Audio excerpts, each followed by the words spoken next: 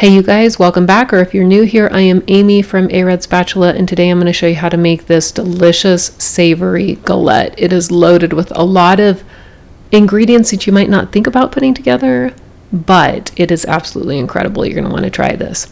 So start by sauteing your spinach in a little bit of olive oil, add in the minced garlic, cook this down, set it aside, let it cool just slightly, and then you're going to take your pie crust. Now all of these ingredients and everything and the measurements are going to be in the description. I'm not putting them in the video.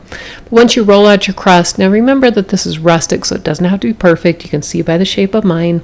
I used shredded mozzarella in there, and then we're going to add the spinach. You really can layer these any way you like.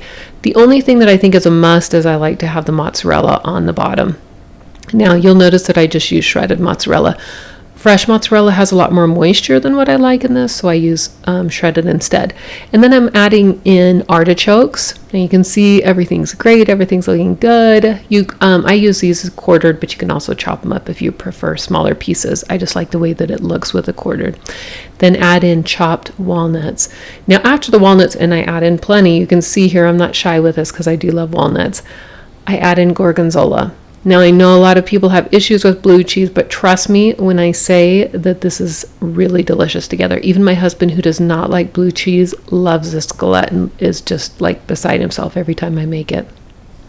So once the blue cheese is on there, I add a tiny bit more mozzarella, and I also do mozzarella in the crust as well. You want that just added extra layer.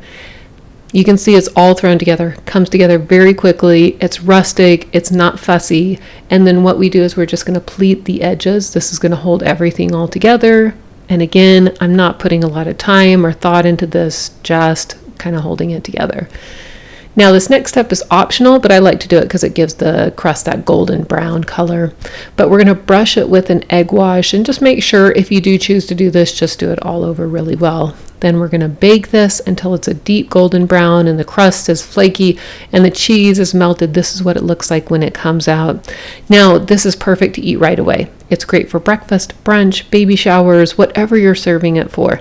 But one nice thing about this too is that it reheats really well.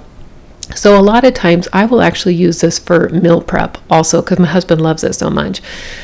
So cook it, let it cool, store it in an airtight container. When you're ready, just reheat it in the microwave. It's very simple.